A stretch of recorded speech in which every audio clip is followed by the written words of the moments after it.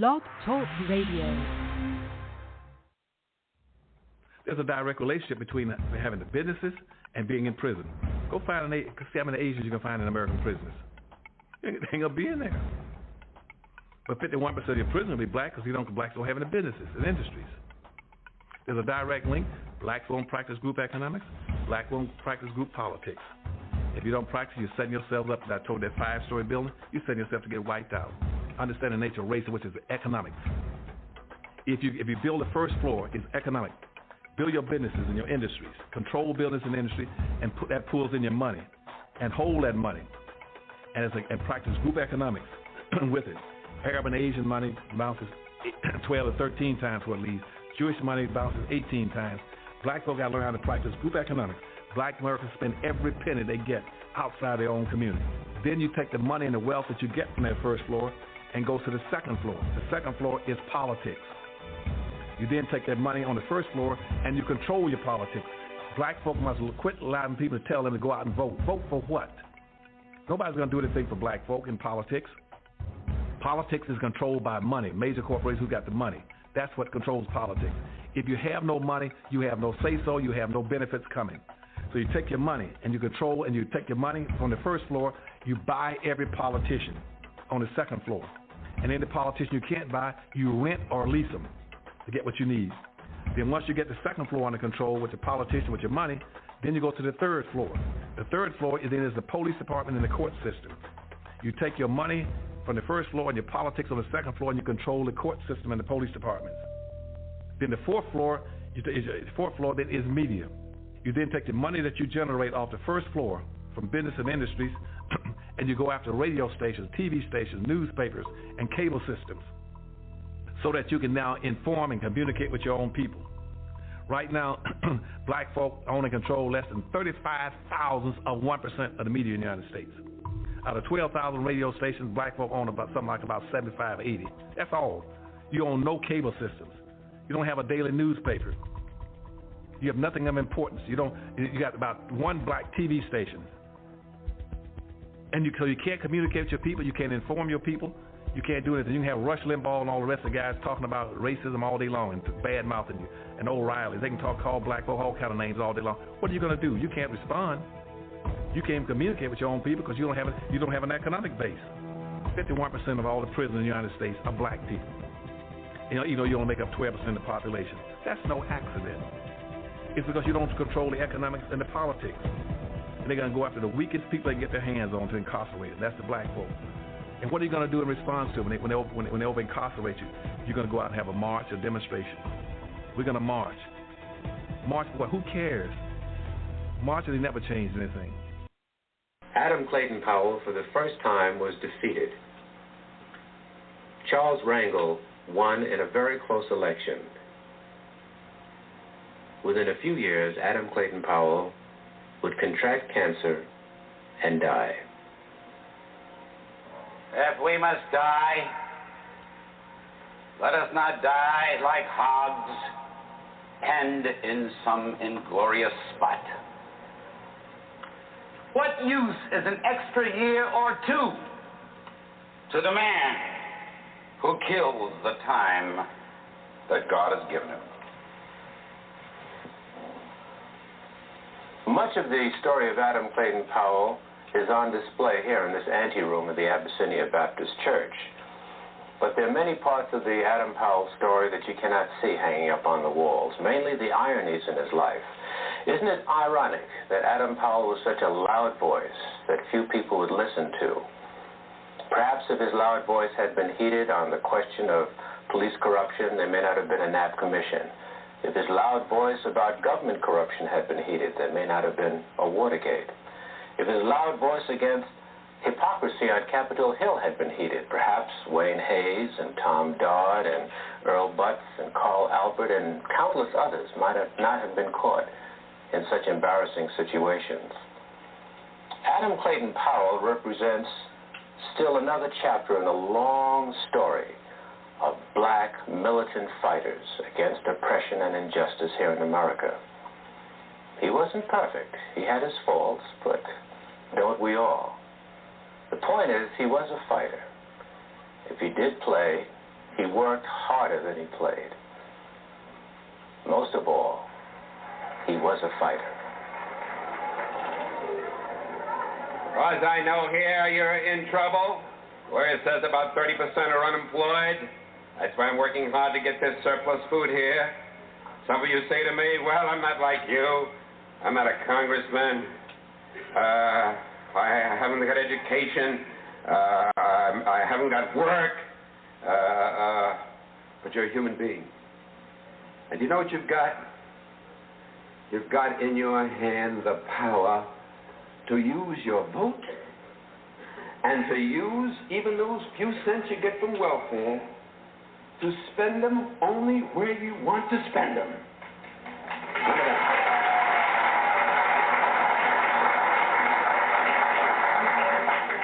A young slave boy stood one day before the greatest ruler of his day. And God said to Moses, what's in your hand? And Moses said, Lord, only I've got a stick, that's all. He said, well, let me use what's in your hand.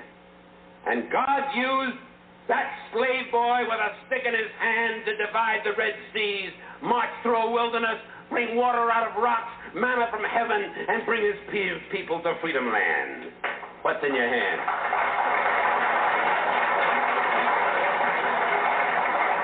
What's in your hand?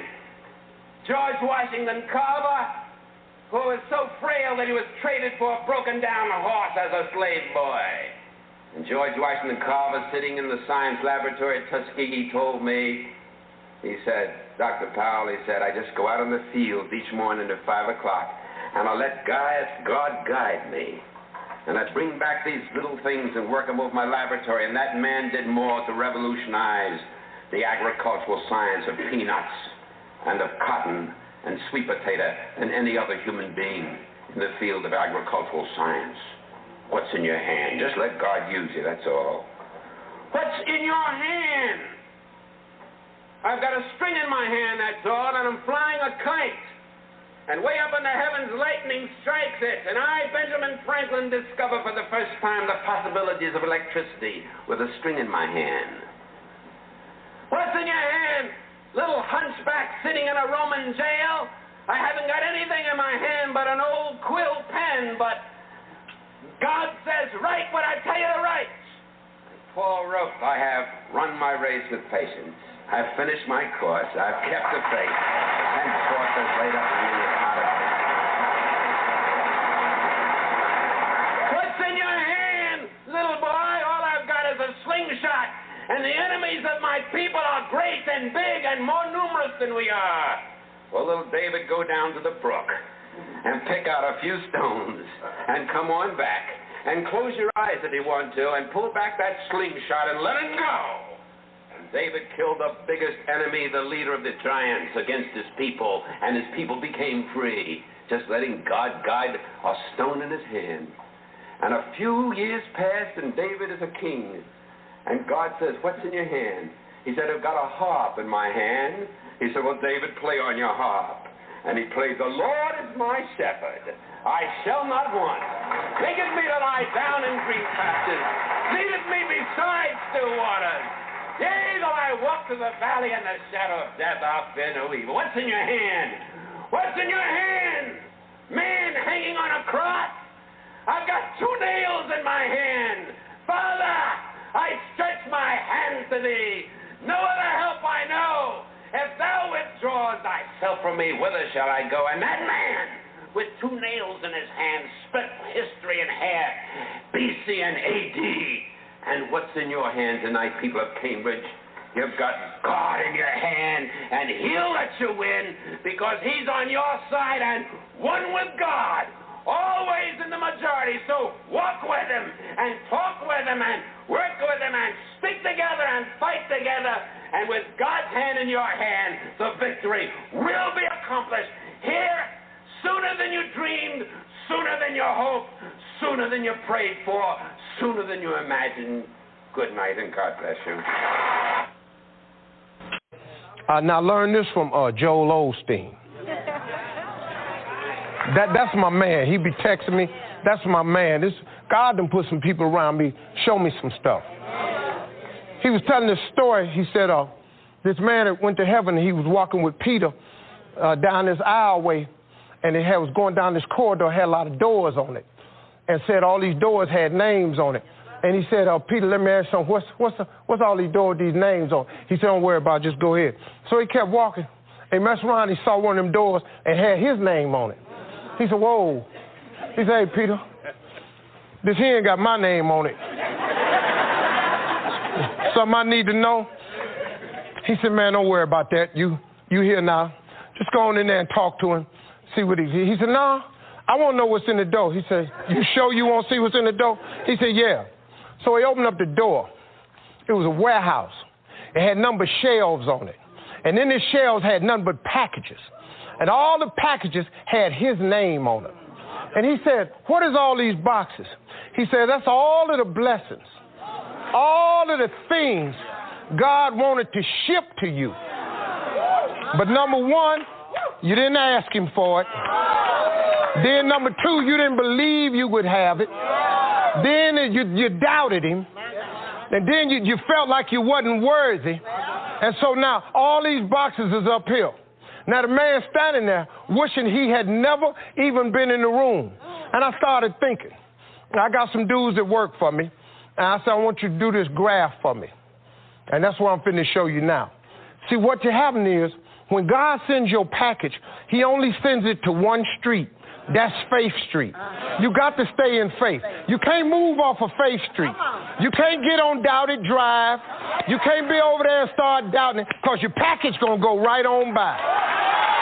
You can't lose your faith and get on not meant to be way, because your package is going to keep going right on by. Because the package just go to Faith Street. You can get your little feelings hurt, I ain't worthy. Guess what? Your package going to keep going right on by. You have not because you ask not. Then you sit up here and start feeling sorry for yourself. You go over on pity way, your package keep going right on by. If you stay right on Faith Street, don't ever come off, because the blessing is coming. If you wait on it, here it comes. It may not come when you want it, but it's on time. But if you get up and you move off of Faith Street, your box gonna get sent back to sender. And now you're gonna have a warehouse with a bunch of boxes with your name on it that you didn't never get. And I don't know about you, but I want everything he got for me. If he got something for me, I need all of mine. Because I don't know about you, but God lay you out, man. God will give you stuff. Man, he done took me places I ain't never thought I was going to go. I done seen parts of the world I never even thought I could go to. He done gave me stuff. He done put people in my life. God will do it for you, man. But you just got to stay, man. Use these principles of success. Understand, God is just that way. He'll lay you out. Because if he can lay me out, see, if he fix me and change me and get me over here trying to do better, I ain't perfect. I'm just trying to do better. I still say some stuff I ain't supposed to say. You understand? I ain't got it all together yet. I just got in the gate. I'm a new kind of Christian, but ain't no lock on my gate either. So if you see, once you check me, I'm probably gonna check you back. But I'm getting better at that. I don't know how to love my enemies yet. I'm getting better at it, though. But it's a process. And the more times we can make people understand that it's a process, the more people can come in. And y'all people that have been good to me, that have been praying for me. I mean, man, my mama, if she could see me now, I just wish my mama could see me. Because she been praying for this here all her life. Watch my son. Well, he done watched me, mama. And I'm cool now. And my philosophy is very simple. I was who I was, but I am who I am. And I'm cool with both them people. Because who I was wasn't that bad cat. I made some mistakes, but I've been changed a little bit, and it's still a process. And the more people that you invite into the process, the better this is. Because ain't nobody perfect no how. So I really appreciate y'all, man, hearing me and listening to me. I'm going to ask Kirk Franklin if he will come. All right. Today, okay, let me give you an update. Today's podcast is titled 365 Ways to Solve One Problem. Once again, 365 ways to solve one problem. Now, many people, we all have problems sometimes. Well, we all have problems. That's just the nature of life. All right, but I was thinking that one way but a lot of people, including myself, when it comes to solving problems, a lot of people are lazy. You know, they might think of one idea or two ideas, maybe three. Sometimes they'll sit down and write out 5 ideas or on how to solve a particular problem. But what if you sat down? Now, you can do this a couple of ways. You can brainstorm with other people. You know, 1 person, 2 people, as many people as you want. But before you brainstorm with others, is sit down, like I say, if you have a particular difficult problem to solve, sit down, because the mind is basically a muscle. At least that's the way I see it. The more you exercise it, the stronger that muscle gets, you know, including using your imagination and creative imagination. But what if you sat down and you say, you know what, because every problem, now this is my philosophy of life, every problem not only has a solution, but most problems have multiple solutions. So that's why I titled today's live stream, 365 Ways to Solve One Problem. And we'll get into the examples right after this. Listen to me. Rich people think differently. So what I'm going to put in your head today is a rich people concept so you can get to understand it. The only difference between successful people and not is just how they think. Rich people think different. Quit letting people tell you got to get qualified in another program. You don't need another program to be successful. You need to change the way you think. So here's the deal. The problem with becoming a millionaire is that when you decide that you want to be a millionaire, you immediately start thinking, how can I become a millionaire? Well, that thought don't just pop into your head, so you get frustrated and you don't become a millionaire. And you start creating stuff like, well, I guess this wasn't the Lord's will, or as soon as I think of how I'm going to make $1 million. You can't think of how to make $1 million. Stop. Do you know if you knew how to make $1 million, what's the day? Tuesday? Wouldn't you make it by Friday? Would not you make it by Friday? But suppose I told you how you can become a millionaire with what you have. Because here's the deal. All of you have everything it takes to become rich. You just don't believe it. Now, if you can develop this theory that I'm about to share with you, I have the way for you to be rich. This is it. First of all of you have a gift. God gave it to you when he created you. God never created a single soul without giving them a gift. That's the God that created you. He's a very smart God. Here's the cold thing. When he made you, he put the gift inside of you. He didn't hide it under the ocean. It ain't on the mountain nowhere. It ain't under no rocks. You ain't got to go drilling. God put what you needed inside of you at birth. All of you have a gift. But you have got to do your gift, the thing God gave you at birth to do. It is the thing that you do the absolute best with the least amount of effort. That's your gift. Anything else you doing, you wasting your time. Do you hear me? You wasting your time. If when the alarm clock goes off in the morning and it makes you sick every morning that alarm go off, it's because you ain't doing your gift. You're going against what God created you to be. Do most of you know what your gift is? Who in here doesn't know their gift yet? Okay, let me tell you what you do. Go home today. Don't talk to nobody. Sit down and have one conversation with yourself.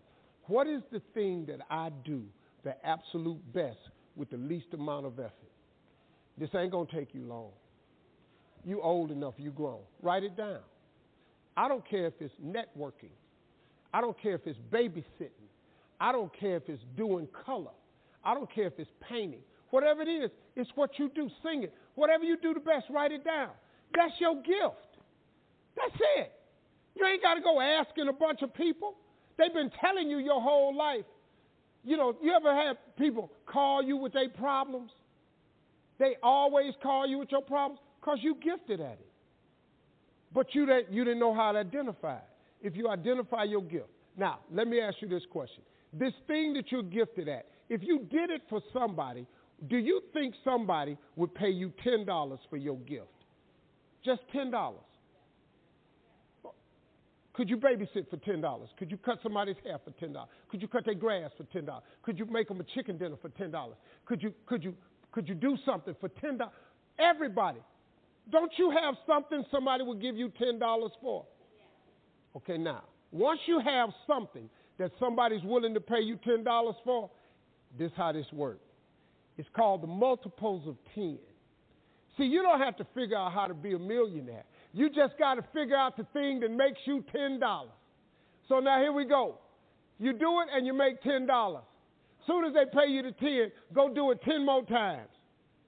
Whatever it was. Watch some more kids 10 more times.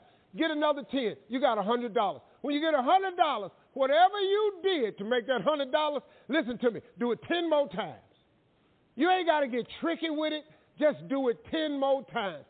You'd have made $1,000. Whatever you did to make the $1,000, don't get smart. Stay stupid now. Do it 10 more times.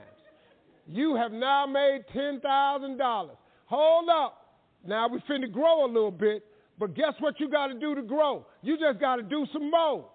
Whatever you made $10,000 doing, I need you to do it 10 more times. What you tripping for?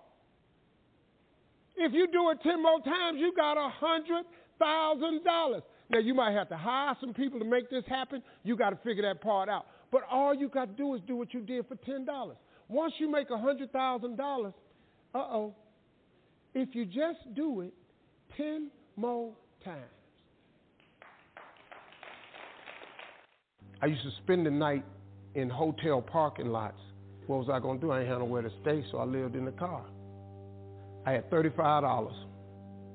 And I said, come on, God, man, I've been trying to make this dream come true. You done left me out here like this.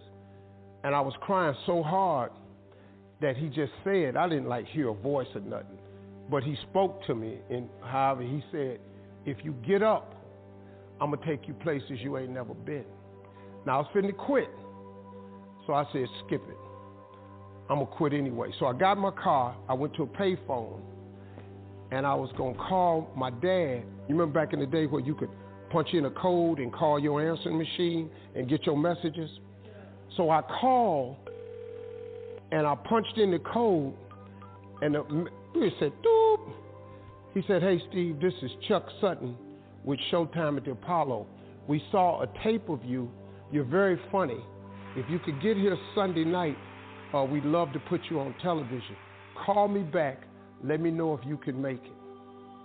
So I hung the phone up. I'm crushed because my whole dream of being on TV, and I couldn't get to New York. I got $35.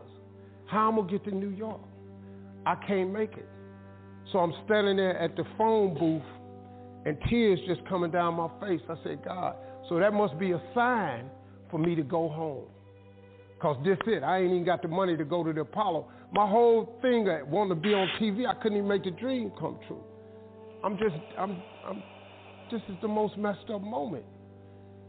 And so I said, man, let me call this dude back and see if he said this Sunday. Because maybe he said next Sunday, and I could hustle up a little bit of money or something. I don't know what I'm going to do, but let me just call him back. So I called him back. Steve, this is Chuck Sutton, Showtime at the Apollo. We saw a tape of yours. You're very, very funny. Look, we have an opening Sunday night at Showtime at the Apollo. If you can make it, we'd love to put you on TV. I said, it's this Sunday. Before I hit the button, I heard, doop, you have another message. Now, it wasn't there before. So I punched my code in. I listened to the second message. It said, Steve Harvey, this is Tom Sober from the Comedy Caravan. This was a Thursday. He said, I have a gig in Jacksonville, Florida on Friday night that pays $150. If you can get there Friday night, you'll make $150. So I called him back, And I said, hey, Tom, did you get a gig away? He said, no, it's still available. He said, can you get there? I said, I'm in Pensacola, Florida. I'm 3.5 hours away. So I drive to Jacksonville, Florida, and that night I made the 150. The club owner said, man, you funnier than the guy we hired. If you stay tomorrow night, I'm gonna give you another $150. So now I got $300 now. So I get on the phone, I call Chuck Sutton. I say, hey man, is the gig still available at Showtime at the Apollo? He said, well, we got one opening left. I said, I'll be there. So I called Eastern Airlines, who used to be open back then. They had a special for $99 going from Jacksonville, Florida to New York round trip. So I parked my car at the airport. I got it.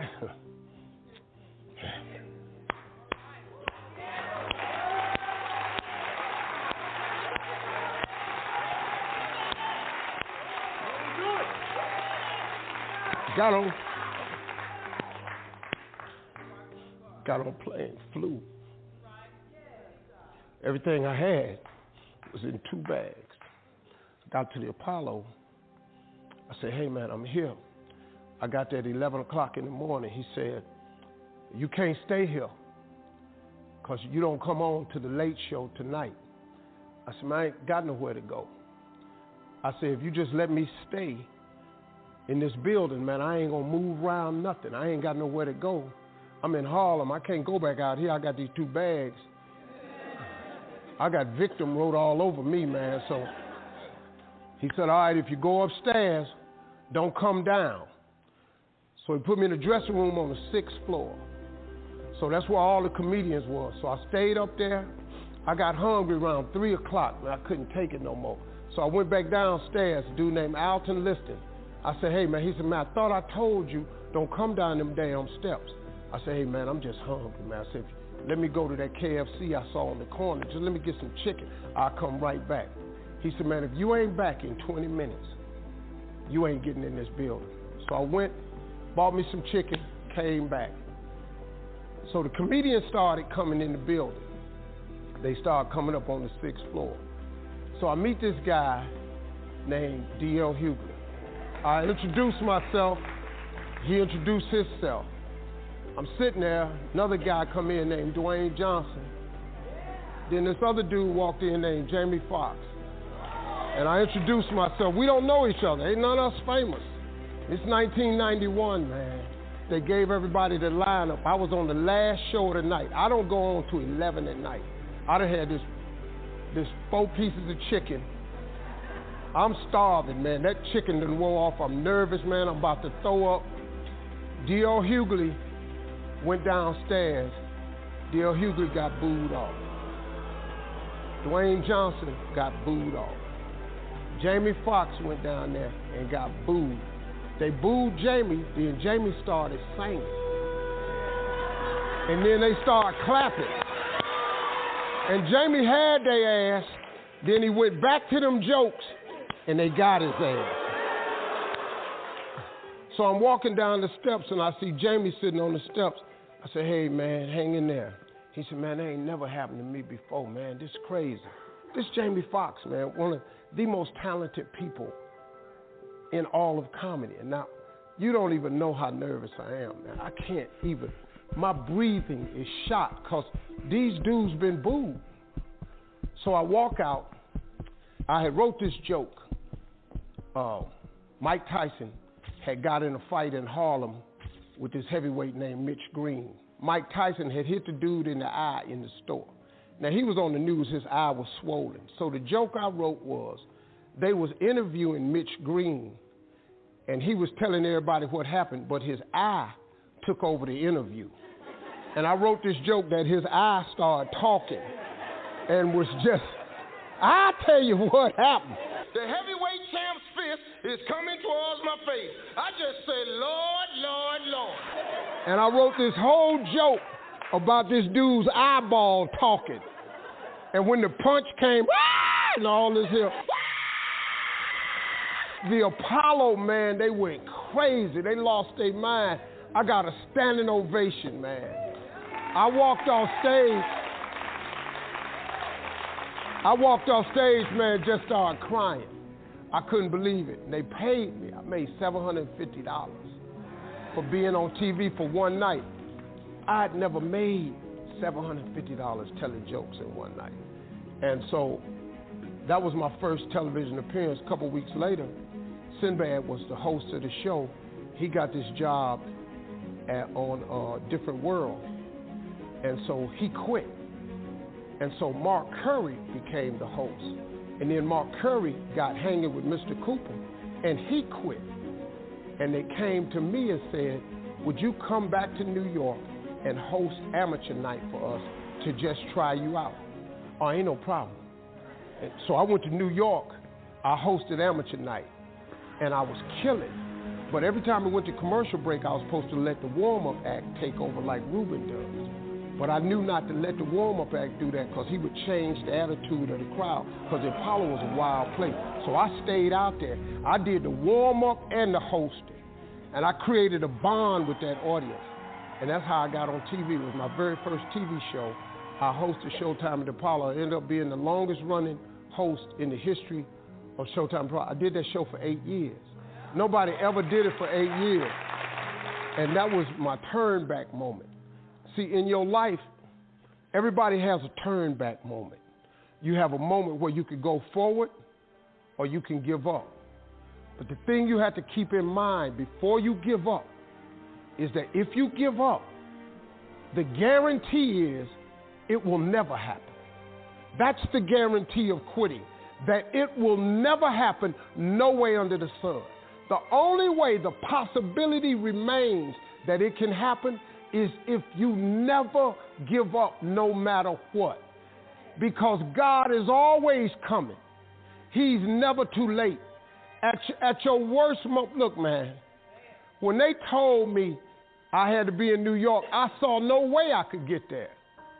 But that God, though, he make the phone ring. I end up in Florida, I make $300.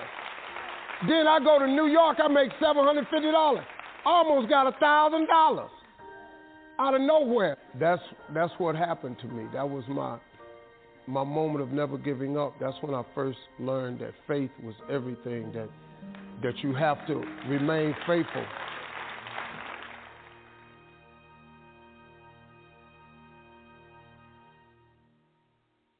Okay. Anyway, today's podcast titled 365 Ways to Solve One Problem. Now, just in my program notes, which is right here on Blog Talk Radio, I've got, because that's what I'll be doing today, and maybe all the weekend, writing out 365 ways to solve one problem. And it's a good mental exercise. But anyway, you can solve problems by addition, subtraction, division, multiplication. You can come up with problem-solving strategies, problem-solving partnerships. Time is a big one. You know, a lot of times when you don't think you have time, if you're among the living, you've got time. So solving problems by time, solving problems by creative imagination. And there was a book I ran across a number of years ago, all right, which I think is good for problem solving, but 365 Ways to Cook Chicken. That was the name of the book. And you think about it, you can apply that, I mean, it's one bird, one chicken, but there are 365 distinct ways that you can prepare that chicken. Fried chicken, baked chicken, broiled chicken, barbecue chicken, rotisserie chicken. That's just 5 right there. If you look on, hold on, let me find if I have one handy without going to the kitchen. It looks like I might have to go to the kitchen for this one. You guys can join along with me. Oh, here it is. I found one. Okay. You might have one of these handy in your presence right now in your home. if you can, get, for those of you who like to order Chinese on occasion, I do, at least once or twice a month, I order Chinese and they bring it right to this door. And you look at, let's see, I'm on a menu. Now, there's at least 300, about 200 to 300 items, more like closer to 300 items within this Chinese menu, Chinese carry-out menu that I hold in my hand. So I'm looking at, now they have appetizers, they have 12 appetizers. So think about, you could look at it as 12 ways to earn money or 12 paychecks. So they got 12 or 12 solutions to problems. So they have 12 appetizers on here. They have a soup menu. They got wonton soup, egg drop soup, chicken rice or noodle soup, mixed wonton egg drop soup, hot and sour soup, vegetable soup, house special soup, and seafood soup. Okay, so that's 1, 2, 3, 4, 5, 6, 7. So they have eight items on there. Oh, and then you may as well double that, because if they have the quart size, the pint size. All right, so they virtually, just in their soup menu, they've got 16 options. Let's see, they got a fried rice, plain fried rice, vegetable fried rice, pork fried rice, chicken fried rice, beef fried rice, shrimp fried rice, house special fried rice, and Thailand curry fried rice. Oh, now what I was on here for, I'm looking for chicken. Okay, chicken. Now, before we get to the chicken menu, within this menu, they have another section titled Special Chinese American Dishes. All right, so you can order fried chicken wings. They'll give you 8. And then if you just want them plain, that's $8.25. If you want it with plain fried rice, it's $8.75. If you want it with pork, or roast pork, or chicken fried rice, it's $9.45. And if you want it with shrimp fried rice or house fried rice, it's $9.95. So they're taking these wings, all right, and you get it's 8 that comes with it, and multiply 8 times 4, because they have the distinctions of plain, by itself, with plain fried rice, with pork or chicken fried rice, or with shrimp or house fried rice. So they, like I said, they multiplied it by 4. Let's see, do we have anything else? So that's the sub menu of the main menu of Special Chinese American Dishes. Now, let's poor little birds, they don't get a chance. All right, so let's go to the chicken section. And they've got 1, 2, 3, 4, 5, 6, 7, 8, 9, 10, 11, 12.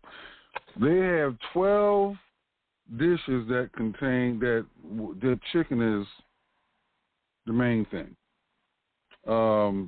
Chicken with broccoli, mugu gai pan, chicken with mixed vegetables, chicken with snow peas, honey chicken, chicken with cashew nuts, Thailand curry chicken with onion, chicken with garlic sauce, chicken Szechuan style, Kung Pao chicken, Hunan chicken, chicken with black bean sauce. Now, I said there's 12. So that's 12. Now, my favorite Chinese dish is sesame chicken.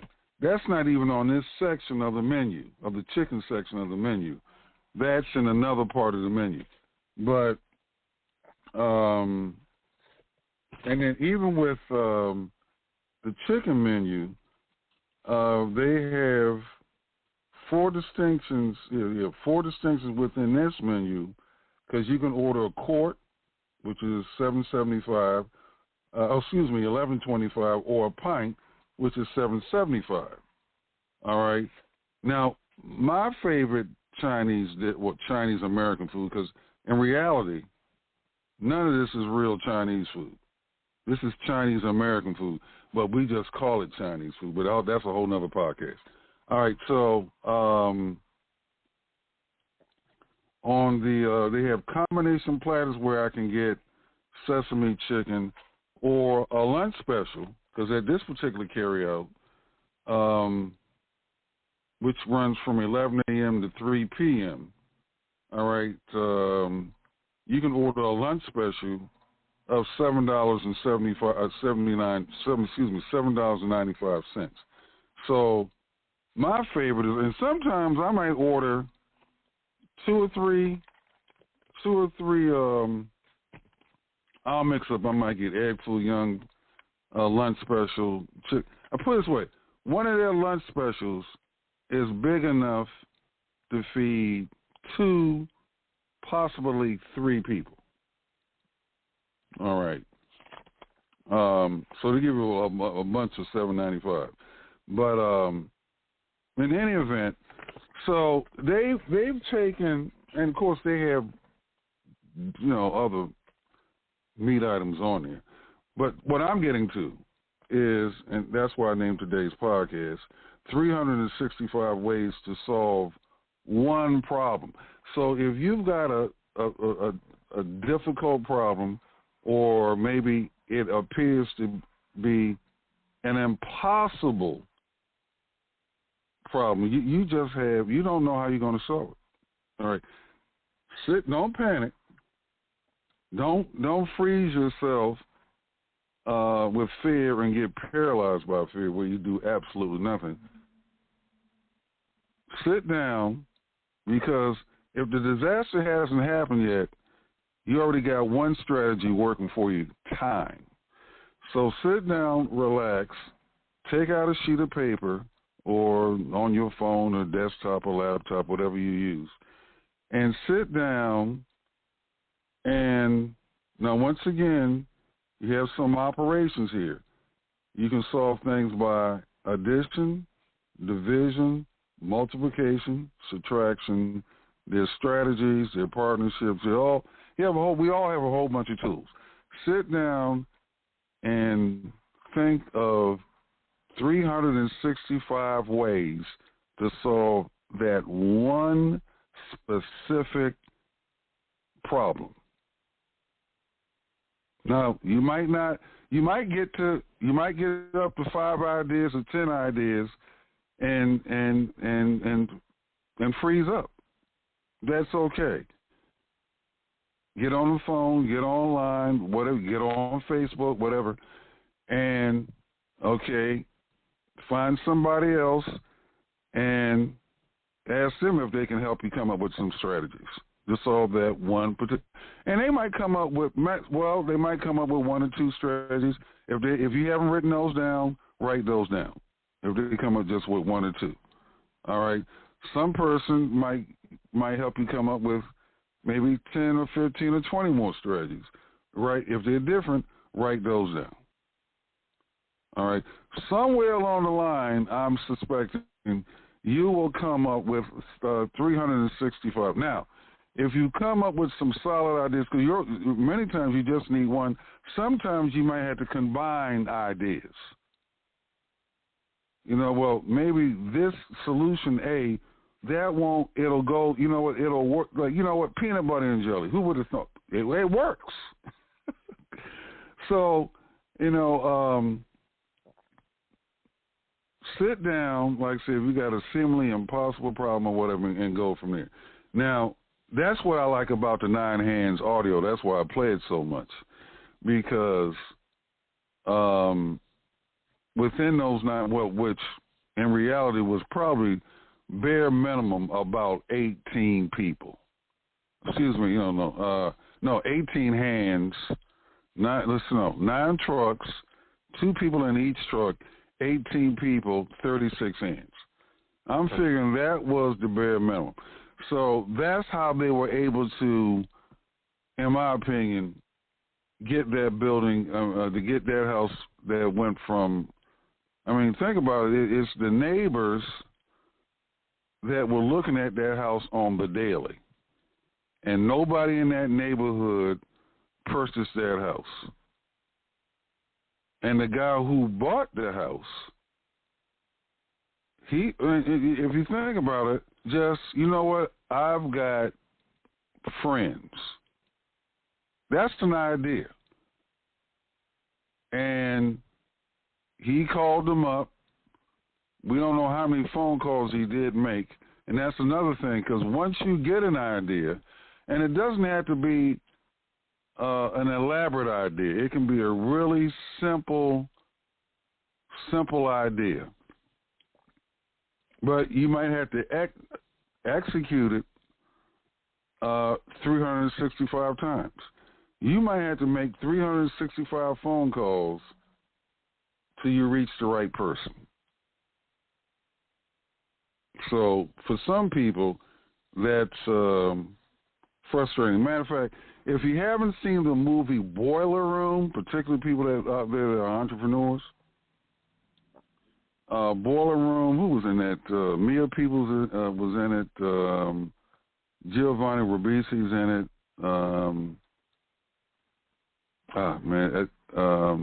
I can see his face, but I can't. Well, anyway, Boiler Room is about, takes place during the go-go years of Wall Street. And these guys are stockbrokers. And it is not uncommon for a stockbroker to make 700 phone calls a day. 700 of them. But that's part of the job of a Wall Street broker is telemarketing. They got to get on that phone and they've got to call. They're playing the law of averages, and for some people can't take that. They just can't. The thought of making that many calls, but there's a payoff. It's not uncommon for those who last through it. Wall Street brokers can make 60. 6 figures. Some make 7 figures a year. But they put in out, once again, you're talking about 7. Now, a lot of them have assistants to make those calls. All right. And then with the technology out here, some of them are just the good old-fashioned, because the robocall thing, they have laws on the books against that now. But anyway, Boiler Room, check it out if you want ideas on that.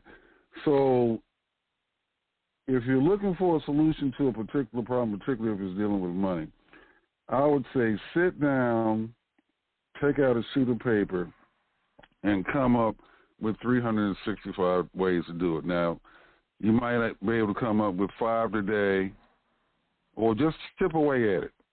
Even if you just come up with one fresh idea a day, every day, within a year, you've got 365, but then, of course, you got to execute. I don't recommend that. Like, for me, I'm working on one now, so essentially, I'm looking at how many can I come up with by, really, let's say, tomorrow evening. And I will be calling people, picking their brain. I'll be doing that. Okay, so look at a Chinese menu in a different way. Anyway, that's my rant for today. Let's see what's happening, if anybody's got any trending topics, news, what have you. Robin, are you available? Yes, Okay, I'm here. all right. Anything on? Yeah. Oh, okay. Anything on the agenda, trending topics, news, what have you? No, not really. Okay. Oh, that's right. Delmar's not here today. He's available. I got a comment. Oh, Delmar's here. Okay. Comment. All right. Yeah. Yes, Delmar. I got a comment. This is a statement I picked up from somewhere. I don't remember who, but it goes like this. It's right along the line of what you were saying. When you change the way you look at things or a thing, that thing changes. So as you're saying, the simple stuff we see every day people are doing is because they're looking at it different. Like you say, a chicken wing is not just something to eat. It's a fortune to those who are, you say, use a different way to serve it up and create wealth using something as simple as a chicken wing. And I've been working on the idea of one of the presentations. Take something as common as toilet paper, which we don't want to think about, but everybody uses it, and their company is making a fortune off of toilet paper. But to them, it's not toilet paper. It's wealth. It's money. So when you change the way you look at a thing or things, that thing changes, and your results will be quite different. And I appreciate what you're sharing today, Elliot, about that. Thank you. Well, I'm glad you broke it down like that because you're right. Now let me give you a little bit more information on Chinese American carryouts in the United States. On average, all right. Number one distinction: most Chinese carryout restaurants are mom and pop operations. They're family businesses. Yeah, and that's right. We've all gone in them, and basically we see 2, 3, maybe 4 generations of people in there working in that business, including, a family member that, they'll matter of fact, they were way ahead of the curve. They were delivering to our doors way before this age we're living in right now, which is called the gig economy. Where almost anybody will deliver. They were doing it decades before in this country, before the age we live in right now. But on average, the average Chinese American carryout, they take in $1,100,000 a year in revenue. All right, that's a mom and pop business. You don't see anybody in there with a suit on. No tie. I don't know what their educational level is, but and they're selling. And let's go with the chicken wing. Okay, some people look at the chicken wing as just something to eat. Okay, they look at it just on the menu. That's what I'm saying. If you got a menu in your home, take a look at it. But look at it how they look at it. All right. That chicken wing, which is a resource, because I like the way you put that, Delmar, take your resources and turn it into wealth. So they've taken the chicken wing, all right, let's just start with the chicken wing, because you got different types of chicken, what they call them, buffalo wings. So, you got all different types of that. Or you can get the plain wing with all different, with 5 or 6 or 7 different sauces: honey mustard sauce, barbecue sauce, garlic sauce. So, and then, do you want 4? Do you want 8? Do you want 20? So they've taken the chicken wing. I'm not even getting to the rest of the bird yet, with chicken fried rice and all this other stuff. So they've taken the chicken wing, and every menu on it, they're all simple menu items that we all eat, we all have in the house. And to be honest about it, most of you probably might cook a better chicken wing than it. Ain't no they've thing turned but a it chicken into they turned into paychecks. What you say, Robin? Ain't no thing but a chicken wing. Well, that's how they look at it. That's how they look at it. Yeah. But big money. So, big money. Mm-hmm. Yeah, they're making big money off of chicken. You know, I know there's a place I was back in D.C. I was going through. It was about 7:30, 8 o'clock in the morning. I was going through a Southeast D.C., Washington, D.C., and I saw. No, it's not like, you know, we all seen Chinese convenience stores in the hood. So I was passing through, you know, this part of Southeast D.C. and in that section of D.C., which that particular neighborhood was what we would call the hood. So, and there was I saw a convenience store there, Chinese convenience store, and there was a line out the door. We're talking about breakfast time. And what they had was apparently they had, and a lot was neighborhood people, but they serve a good down home soul food breakfast. So one of the strategies that they use, and I believe just like they have Amway meetings and Mary Kay meetings, I believe somewhere, because like China, depends on what part of China you're in.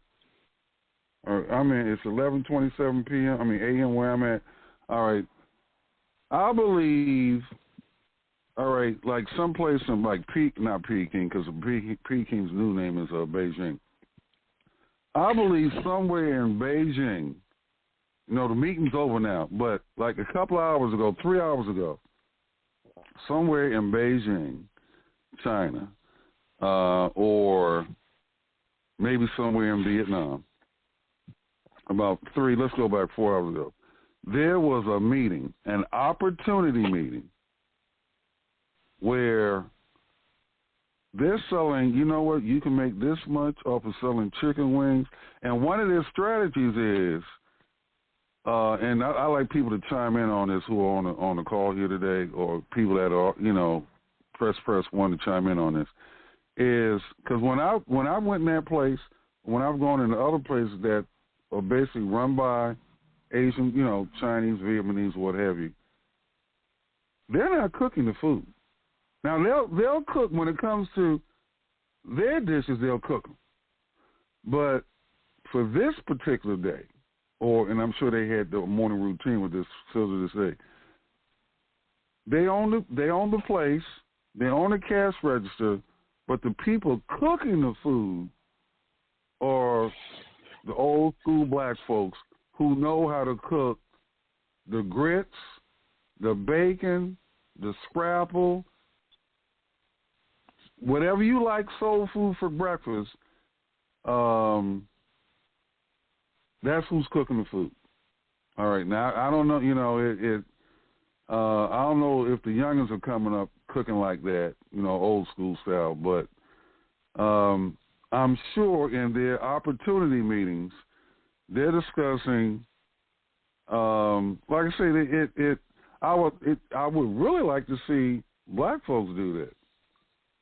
Have opportunity meetings on, because like I say, they God knows how much they make on breakfast every day. But a line out the door. Anyway, so Delmar, you broke that down beautifully. We had to start looking at our neighborhoods in a different light. We had to start doing it. So, anything else you guys want to put out there? Well, like LA, on that same note, when we change the way you look at tiny housing, It changes. And that's what we're going to be teaching people to look at it differently. Or housing shelter, period. Look at it differently. Is it just something everybody needs, or is it something you can leverage and make your life better for your family? That's the thought. All right. I need to put that in my notes. Look at things differently. That's a different thing we're looking at. It's a problem. One of the greatest opportunities in the world comes out of problems.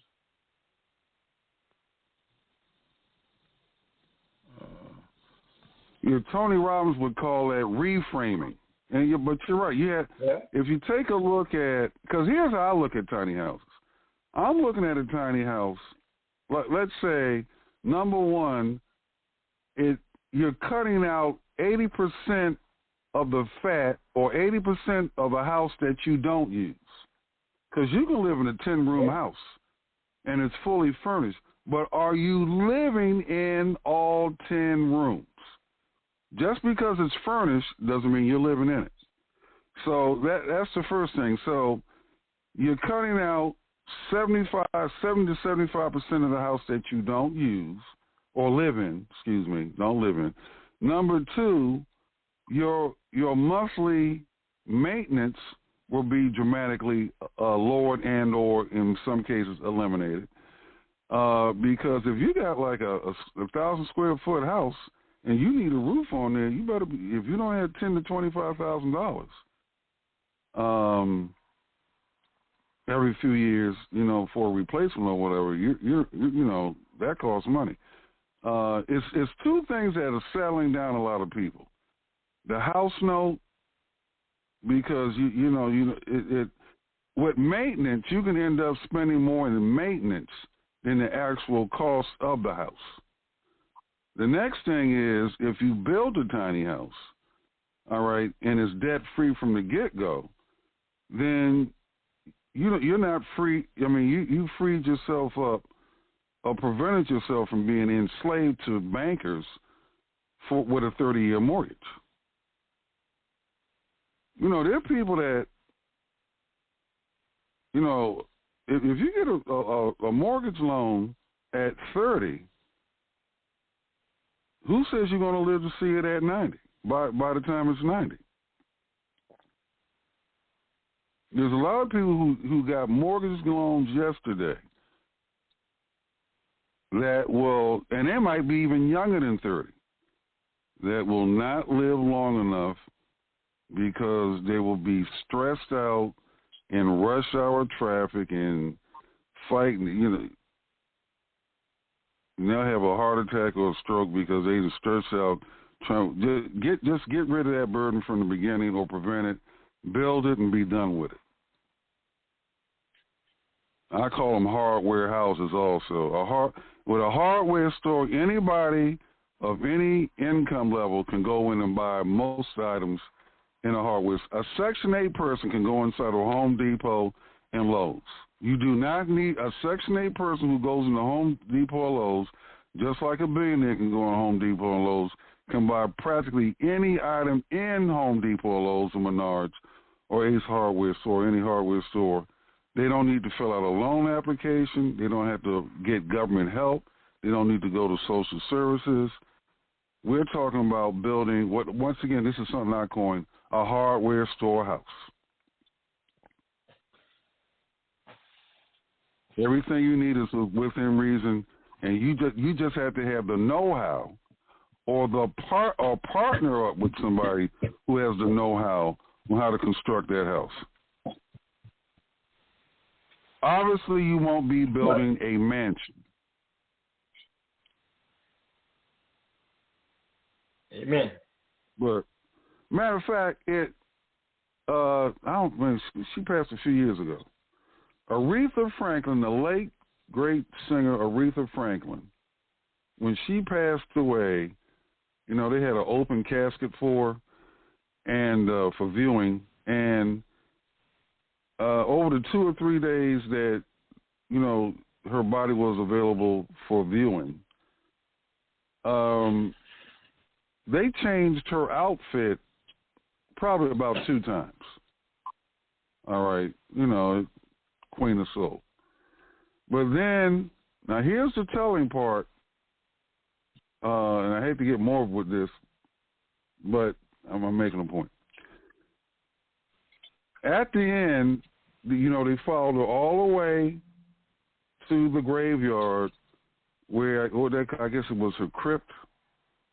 And here's a woman who had a net worth of at least $80 million, known globally, worldwide. But this woman who left an estate of at least $80 million, when they rolled that casket into the crypt, which was surrounded by other crypts, it was just a little small space. So wherever you're sitting right now, you're just in one space. You can't occupy 10 rooms at once, even if you got a family. Do you use all those rooms? Now, once again, live in, not use. Because where I'm at, because my mother passed away, I had to take over this particular house. It's 10 rooms. There's some. I'm looking at a room right now. I'm in another room looking at it within the dining room. I'm in the living room. I've been here 10 years. I have never sat down at the dining room in this house. Yeah. Never. My sister and her husband were consumers. They had many cars and trucks and boats and recreational vehicles, and I would say to my brother-in-law, you can only drive one car at a time, and they had a lot of opulent furniture, a lot of rooms, and right. You have your pick of, you can sit in the chair, the chase lounge, the sofa, the love seat, but your butt can only occupy one space at a time, living or dead. So, the rest is what they say these days, extra. All that's extra. Right. And it really doesn't take all that, because you got this big old space and you running electricity, you're heating rooms, you got lights, you got all this current running through space that you're not even physically occupying. One person. So, right. It's just a matter of how you think. So as a man thinketh, so is he. Right.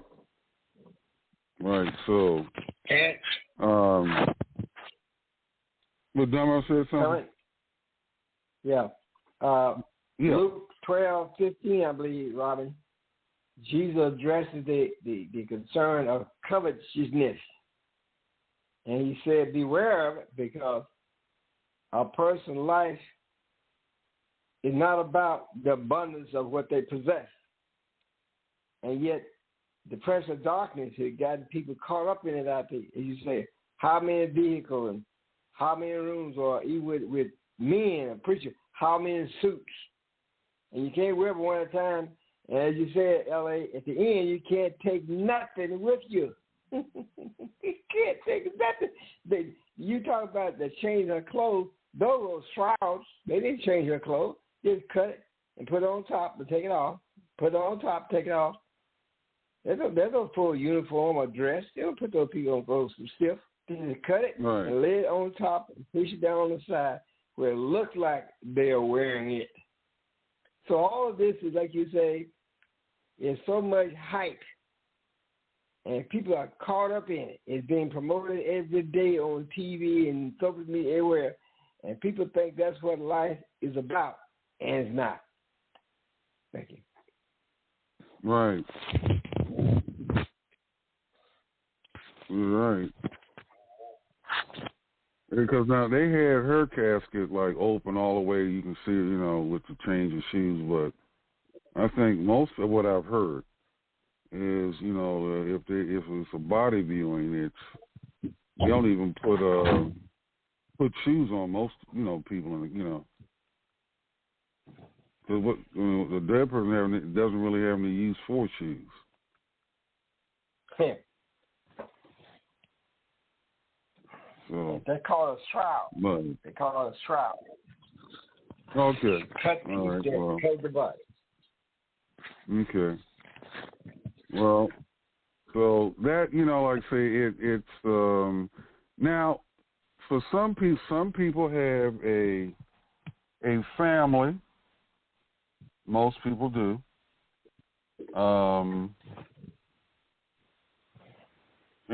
But there's strategies for that too.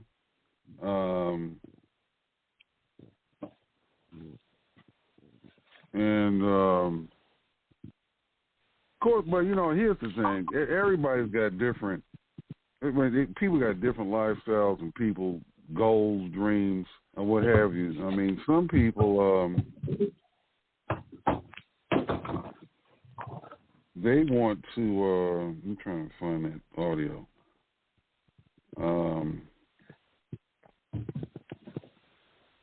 Well, you know what? Like you said, Delmar, they've got to. You got to look at things differently, or be forced to.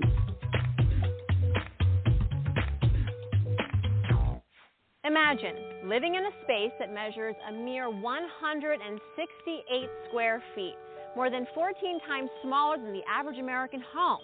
Well, it is here inside this tiny house where the proud owners are discovering that less is so much more.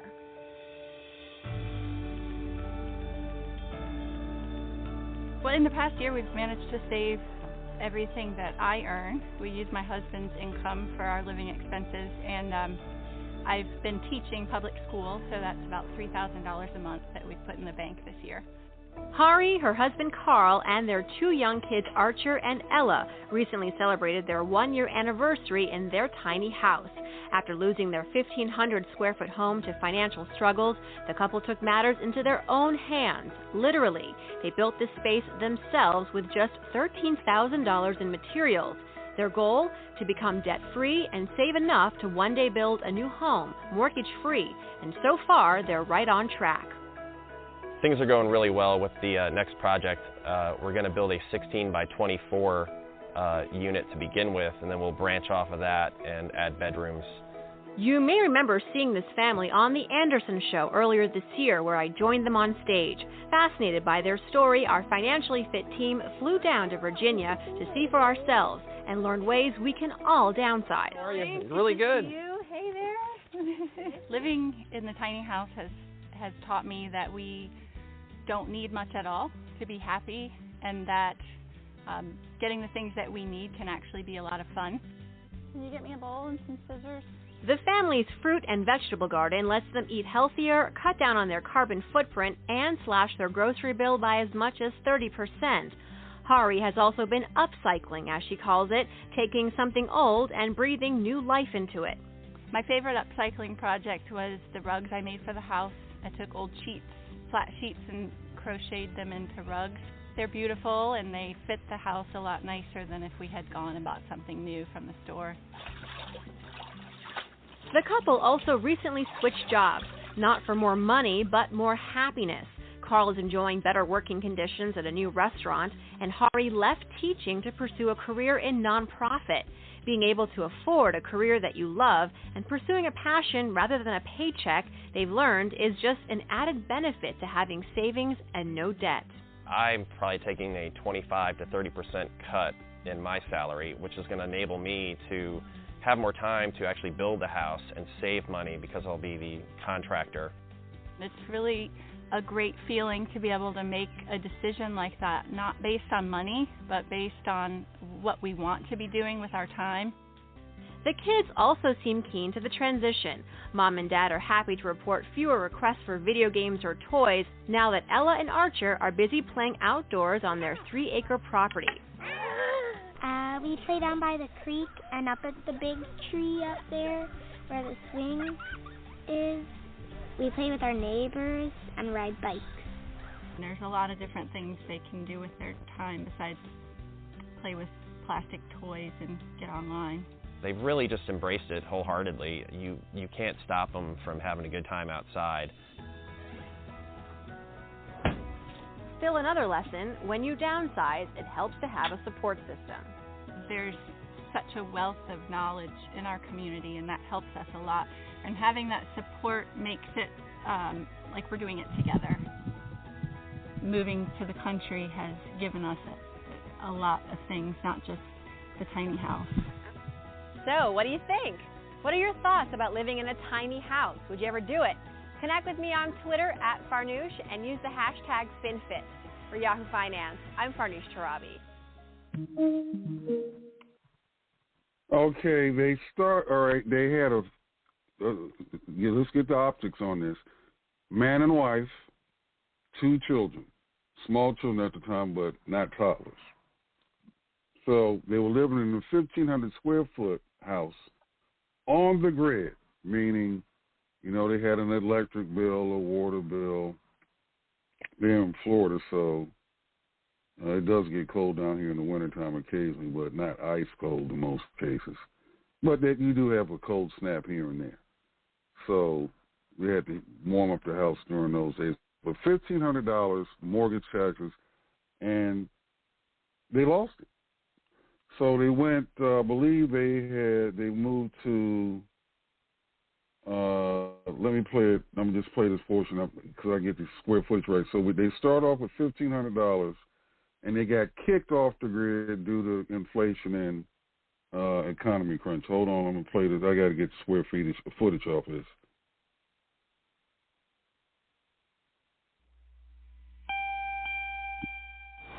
The biggest thing it gets... Audio.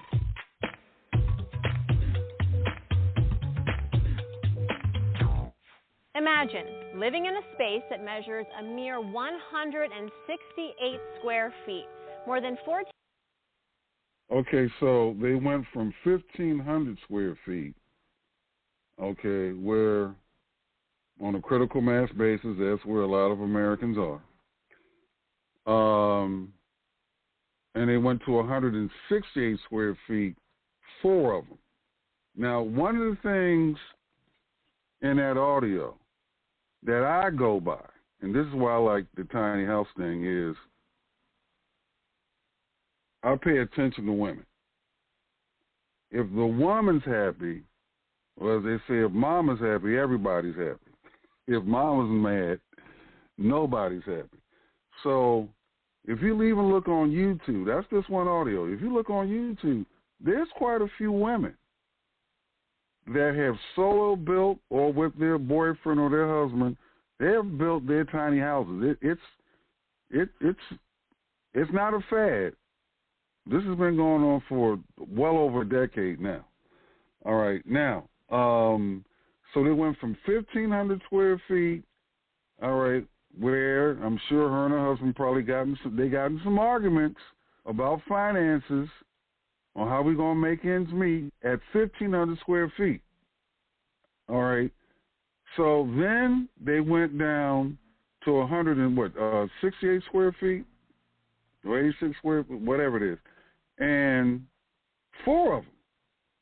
And now she's happy because they were able to take her husband's his income.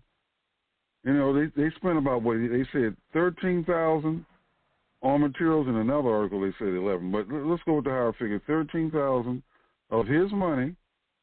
Okay, shopping on Craigslist, going to a flea market here and there, and they built a debt-free house of that's 186 square feet, debt-free. They don't have to worry about the arguments about the mortgage, the arguments about rent were done. They might have bickerings about other topics, but when it comes to the roof over their head, that evaporated because he built from scratch. No mortgage, no credit cards. What I call hardware homes. If you can't build your structure from what you can get out of a hardware store, cash and carry, you can't afford it. Next thing, because the kids they look forward. They were thinking forward. We got these kids now. Everybody's happy and comfortable now in 186 square feet. All right. They bought 2 or 3 acres of land, and then the next house that they built, mom and pop now, 384 square feet, 16 by 24 square feet, 24 by 16. That's 384 square feet. 384 square feet. Everybody had more room. They had more comfort. They had zero debt. Plus, they're on 2 or 3 acres of land, which means they can grow some of their own food. I mean, that much, you can put enough. Actually, with an acre of land, you can put 20 to 40 houses on it. Depends on how you build them on an acre of land. We're talking about regular-sized house with infrastructure, sidewalks, the whole 9 yards. So they had less. It might sound crazy, but less truly is more. And the wife, you heard her, she was still happy, and she was able to put her whole paycheck from a school teaching job, $3,000 a month, into the bank. So within 12 months, they got a cash reserve of $36,000. In 4 years, because 4 years goes by quick, over $100,000 bank account. That's why I love the idea of tiny houses. Matter of fact, you can work on the fry machine at McDonald's if you live tiny. And in actuality, we really all do, as far as space goes. But we get into trouble when we start buying more, and this is everybody, buying more than what we actually need. Because in 186 square feet with 4 people, all right, you gotta, all right, we're watching Netflix on our phones or on our laptops or our desktops, but that's fine. Because on your phone, your desktop, and your laptop, you're not in debt. I watch Netflix. I don't watch it every night, but when I do, at least once a week, I watch Netflix. I watch it on the phone's paid for. If I move or anything, I can carry my phone with me and watch a movie or a TV show or whatever. All right. Now, the next house that they built, debt-free, 384 square feet. Now, that's big enough. Now, if you want a nice big flat screen in there, you can do that. If you want a regular-sized refrigerator in your home at 384 square feet is considered here, and there's no hard and fast definition of tiny house, but the tiny house, my definition, which I picked up from other people, is 399 square feet or less. That's tiny. But with 384 square feet, that's pretty roomy. You can have a big flat screen TV in there and some other luxury items in there. And it can be, depending on, how you decorate and everything, it can be like really chic, like Beata's not on here today. She was a guest on our Monday radio program out of Jacksonville, Florida. And Beata's got like a really nice, she's got a good eye for decorating. She's got a real nice, the current tiny house that she's in that she and her son converted from a shed. It's 320 square feet, but she really laid it out nice. Almost magazine photographs, nice. I mean, it's really nice. So those are some of the reasons why I like tiny houses. Anyway, but the biggest thing for me is the house is not going to burden you down in high debt and expenses that can drag out for 20, 25, 30 years. And God, boy, if you refinance the house. And matter of fact, we're going to offer a series on, because the first go-to solution or strategy that a lot of people go to when they're thinking about, you know, we got this house, it needs some repairs, but the house has got a lot of equity in it. A lot of people's first and only go-to strategy is, well, refinance the house or get it. No, build something and sell it, or build something and rent it out, or do the combination of the two. Use that money on other newly created structures to fix up a house that needs fixing up. But stay out of the borrowing game. That anyway, that's my strategy. Anyway, 866. Your mic is open. 866 area code. Okay, they might have stepped away from the office. Rob, are you still there? This week, 48 hours. Yep, still here. Of the night of the. I have a question. All right, now you have a lot of young adults, 20, 30 something, and let's say they're paying $1,500 a month rent.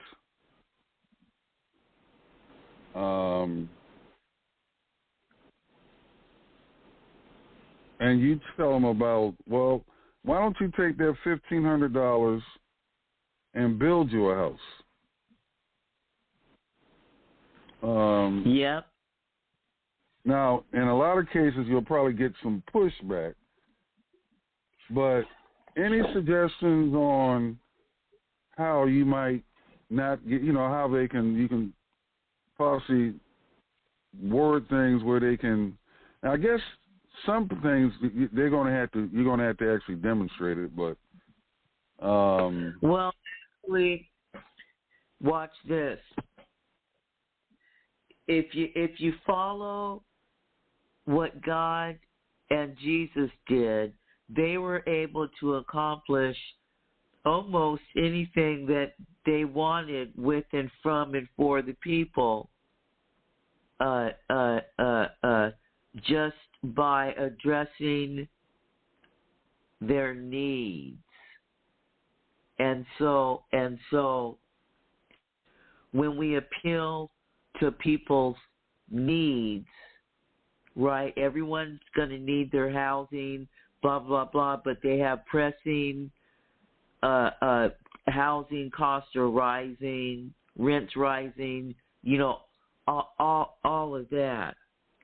And so if you appeal to, it's down to relationship again. So if you have the meet and greets and you learn the people's circumstances, then you appeal to what their needs are. So you don't have to overcome or sell or persuade or convince.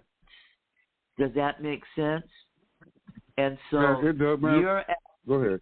You actually have a great system for that with the podcast and the radio show and the two-way communication and the meet and greet. Right, man.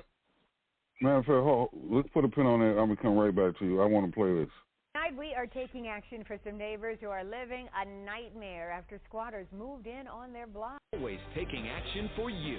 We begin tonight with neighbors outraged over squatters taking claim of an abandoned school building. Yeah, and they want something done about this problem ASAP at the old Benjamin Franklin School.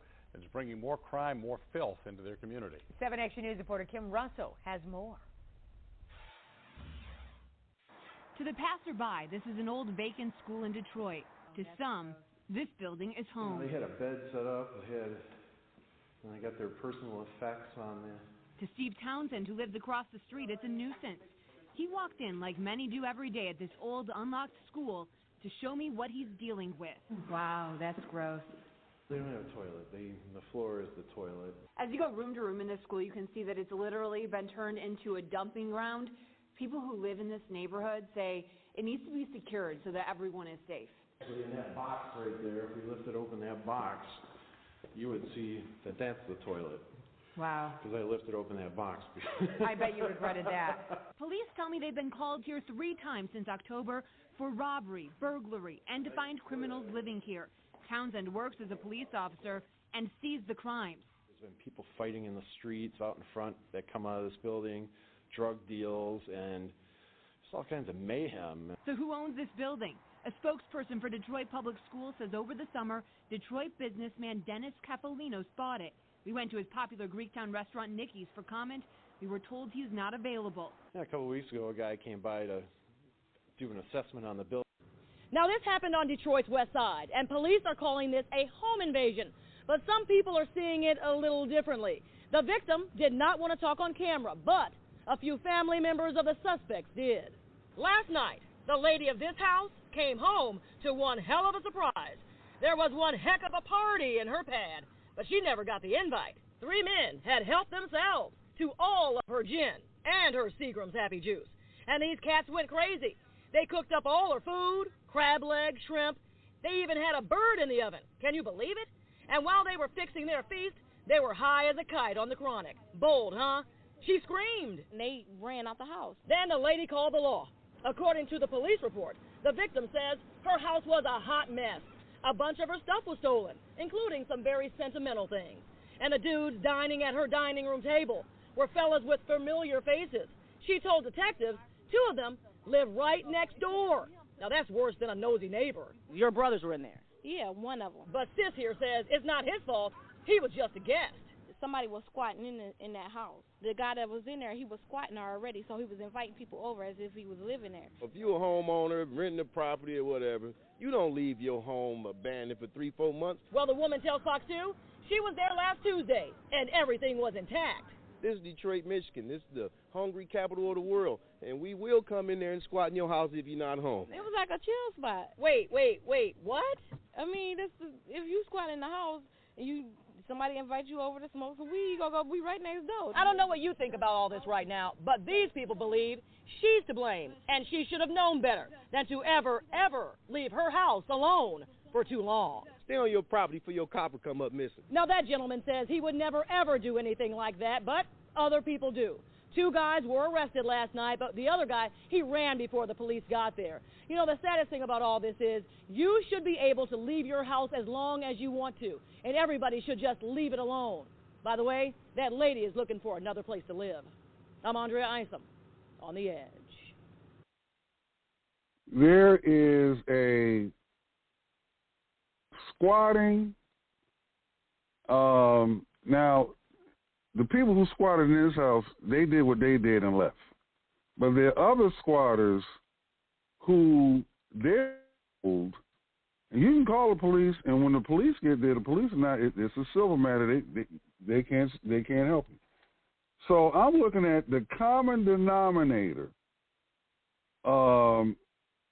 of which is rampant in this country is just a lot of people do not know how to build their own debt-free house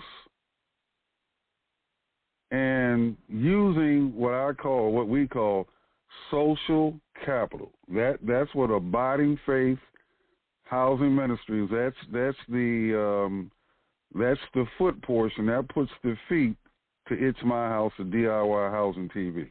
That puts the feet to it, where the action steps. So we have our first meet, eat, and greet this coming Tuesday in Jacksonville, Florida. Now, we'll have other markets open, but right now we just got started. We've only done 3 programs in Jacksonville, but we've got good responses each and every time we've done a broadcast on there. But our main objective is teaching people how, and then the easiest thing to learn how to build small. Okay, starting off with the fundamentals, something where you don't have to go get a mortgage, you don't have to go to social services, you just have to build with some friends and or family. If you don't have friends or family, that's one of the things we're doing, is we're building a community. First week, we started with 4, then it went to 5, first hour, then the second hour it went to 10, actually 12, because within the 10, we got 2 additional reservations, and then Monday, we got an additional 5. So, and then I put things in terms of hands. So we've got about 50 hands, 40 to 50 hands that we're up to. And then Monday, and then what we're looking to do this every day. So particularly we form a new Suzu every day. So we've been getting,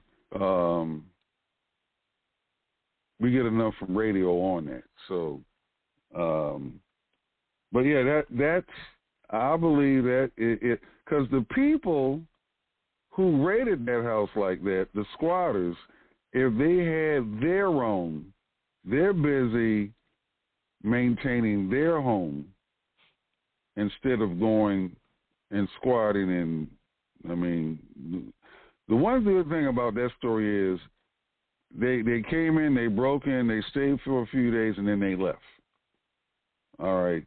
But there are a lot of people that they can sit there for months or even years because they're waiting on the legal system, but the police, unless there's a clear case of breaking and entering, it's particularly in these larger metropolitan areas, it's hard to get them out.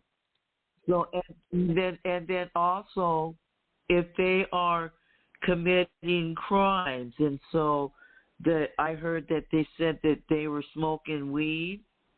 So you can call the police and report any criminal activities that they have going on there. Now, Robin, smoking weed now, like in Washington D.C., it's legal now to smoke in D.C. Where I'm at in Polk County, Florida, the weed shop is 5 minutes away from the house. Yeah, I realize that, but in some places, what my point is that yes, you might have to wait civilly, but if they're doing criminal acts, you can get them out sooner or immediately. And then this is what I say: squat back. That could be dangerous. Yes, but watch this. You take 9 friends, okay? You get Craig, Bubba, Huey, and them, and you all go over there, right? And you have someone who's licensed to carry, okay? And you go over there, and you occupy and jack the house back. Yeah. And because most of the time, when you show up with a gang of people and you're armed and you just go up in there, move up in there, they'll leave. Yep. No. And then once you get in there, right, you have the stand your ground law working for you once you get back in your own property. And now the law works in your favor because you own it. And you're there, right? So if they make any movement towards you, you can now say, I was afraid for my life. You give them the warning to leave, and if they step towards you, you're being attacked. So, I mean, you still can manipulate and take control of the situation. Oh, yes, you can. Oh, yes, you can. Yeah, well, that strategy is worth food for thought. Comment, hello? Yeah, I'm here. We can hear you. Yeah, I want to follow up on something Robin said, God and me. Now, my whole approach to all this and everything in my ministry, you listen to the solutions that people are giving, and civilization has left God out. And if people want to do what they want to do without God, it's not going to work. Get out. I'm going to get out your way. You go ahead. But I'm trying to assist people who recognize, as Robert said, what are our needs according to God, not according to what the world or the media is saying. They're promoting this big house, all the expensive price, this stuff every day, but those are not needs. Those are things that people just decide they want because they see it, and it's a market in such a way to appeal to human vanity. Not that it's wrong, but again, the person who is doing it say, hey, look at this. So primarily, instead of standing your ground, think, excuse me, hopefully people who are looking for a life that lines itself with what God has designed for us, and they're more willing to follow that than to get into a confrontation over something, again, they don't need, but it's been put there as a ploy to manipulate your beliefs that you need all this. So saying with God's perspectives, is more productive. Thank you. Okay.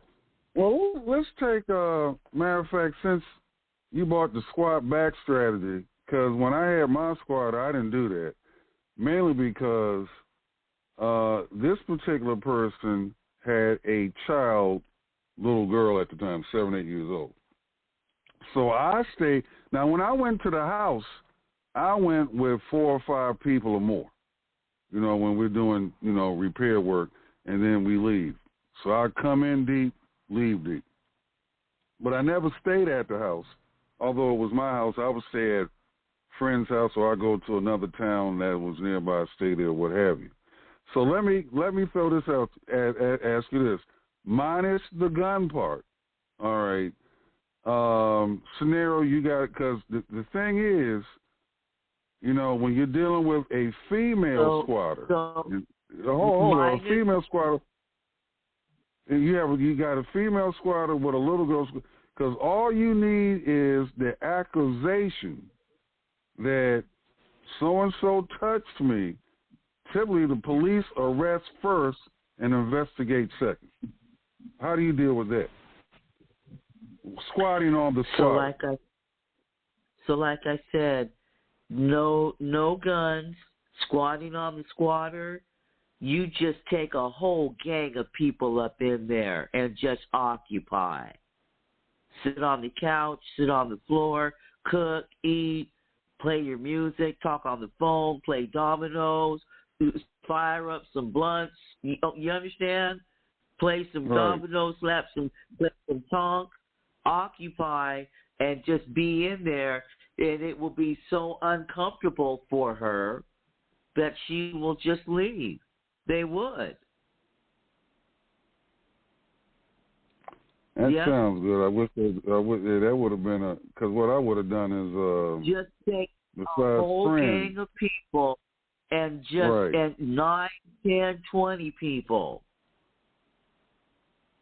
And just occupy. If they need to use the shower, have bathroom. someone go and take a shower, use the bathroom, stake it all up, have someone be sleeping in the bed, laying on the couch, occupy the whole place. That's what I would do. I got just a visual of somebody sleeping in the bathtub. Okay.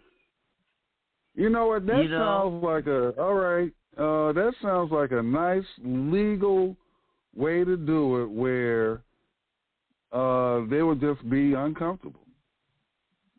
They would be uncomfortable and outnumbered, and they would just leave.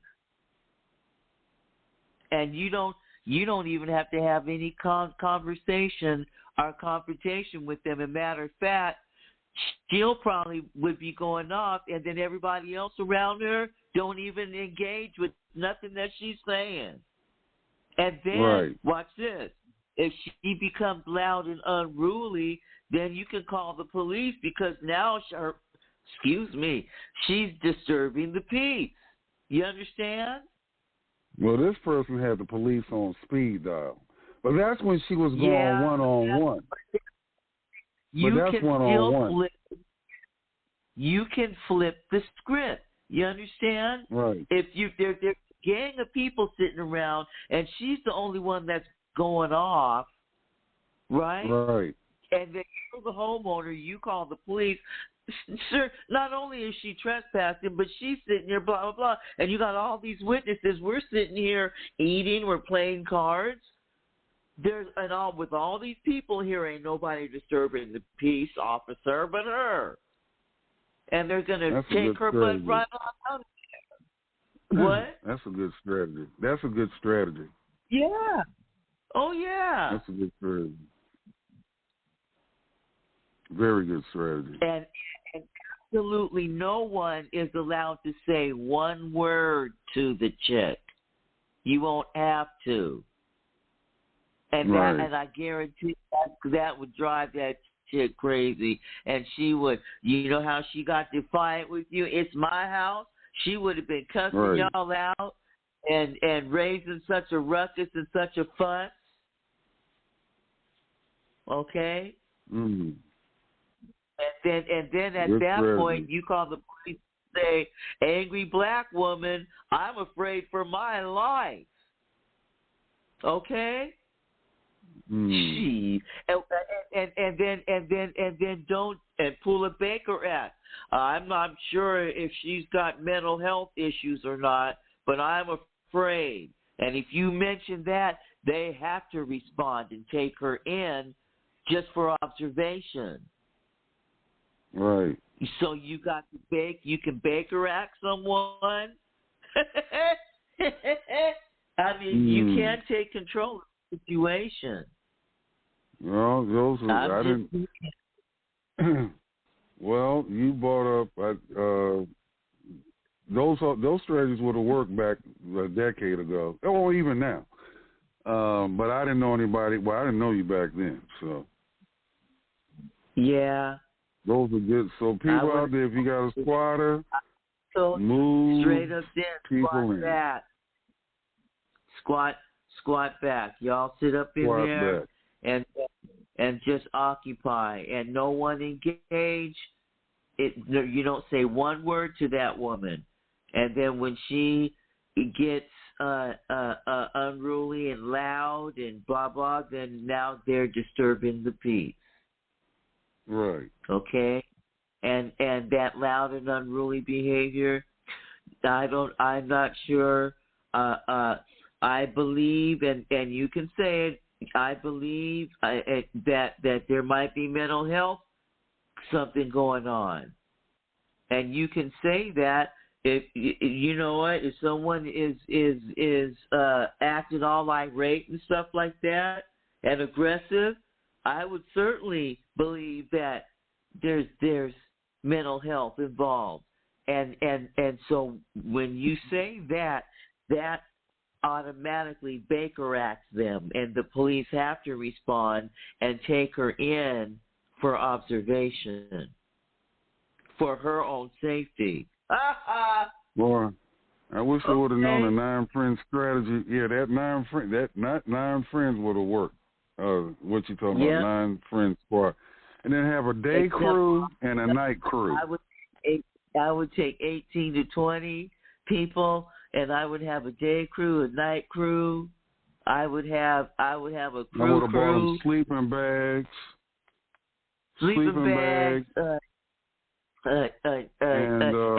then there's something to eat for everybody around the clock.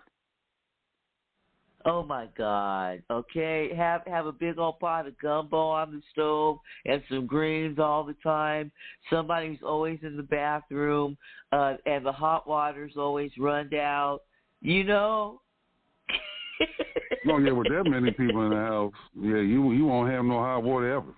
I'm just saying, you know, someone could just affect that, and you make it very, very uncomfortable for that person. Robin, I think you just invented a side hustle for us. Anybody who's got squatters? Yeah, we're squat less busters. expensive than lawyers. Squat busted. Matter of fact,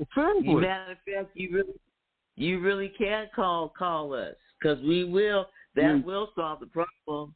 I will personally come. Robin, I'm serious. You done just created a side hustle for us. That we can sell the business out of that, because there's a lot of people that they go hire a lawyer, and the lawyer might charge you, $10,000, and not for quick results. The legal system, and he's not going to give you any. The legal system's slow. And I just gave you strategies that are legal. Those are all legal. It's all legal. You can manipulate a legal situation and get her up out of there, outside of the legal system that they want to force you into. All right. That's one example with a house that you now, what about if it's like a duplex or a 4-unit apartment building? You don't live there. You've rented out that space for them. What's your strategy for that? Okay, so they are on a lease, so that would be like an eviction, and you would have to go through. No. I just got it. So I would not. If I had a multiplex or property for rent, I would not enter into a landlord-tenant situation. I would create a club or some sort of organizational something in which they would have to become a member. And then they pay their fees to the member, which would include them living space, access to these quarters, and blah blah blah. So that the minute that they don't pay their membership fees, they have to leave, and there's no eviction process that I have to go through. That's how I would do that, so that I wouldn't even be in that position. Does that make sense to you? Right. Yep. Memberships, passports, clubs. Does that make sense to you? A program. I take a program. You have to join the program. You pay your membership fee for the program, and this is what you are allotted: access to living quarters for this amount of days, training, teaching. We're teaching you how to, whatever. Right. Does that make sense? The package. Yeah, I like that. I like that. Yeah, because the legal system's very, very slow and unfair in many cases. I would just make it in a situation that and you can do that. You can put your you can create a program, make it an LLC, and then put the properties in the LLC, and then do it just like that. Okay. Okay. Yep. Now we have a conference, the teleconference today. What 6:00? Yeah. Central time is it? Okay. All right. So we already know who we are. Oh, so that's at 6:00. Me, you, Delmar, and Willie. 6 Central, 7 Eastern my time, and then Robin. It'll be what 4:00 there. We are 6. It'll be 3 my time. No, we are 3 your time. All right. No, yeah. You sure? Yeah. 3 hours is 3 hours. All right, no, it's 7. It'll be 7 for me. 6 for you know what? I keep on forgetting about Mountain Time. Okay. So we're meeting at 6 p.m. Right. Eastern Standard Time. No. We're meeting at 7 Eastern Standard Time, which is 6 p.m. Central Time. Where did 7 come from? All right. Yesterday, maybe. What did I say? 6. I was going by Delmar's time, which is at Central. Oh, because he's coming in. So we're doing at 6:00 his time, so it's going to be 7 o'clock his time. your time. 4:00 my time. Yes. Right. Yeah, that's it. All right. Good. We got it all straight. Okay. Yeah. Him and Willie are both at 6. Delbert's going to be right. And I'll call. I'll reach out. I'll just send reminders. I'll call Delmar and Willie at 30 minutes till. Before time. Yeah. Right. Okay. Yeah. All right. Okay. Well, that's it for today on this podcast. What'd you say, Robin? Too bad we don't have a show tonight, and we've resumed. Well, that's one of the things we're going to talk about tonight because once again, the goal is to get to 5 days a week. Because if we do 5 days a week, we'll have daily business, new business where we can generate an income. All right, so that's one of the things we're going to be talking about tonight. Because the radio show is easier to monetize. So and like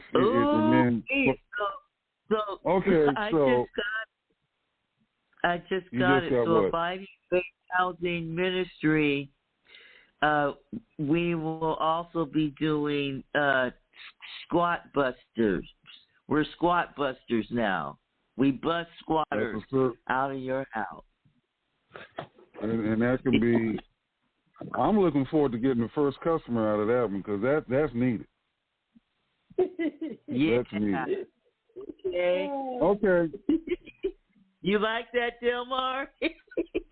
I'm listening. Man, they got squatters all over the place. Who you gonna call? Squad Busters. Squad Busters. All right, see you guys tonight. Okay. Have a good day.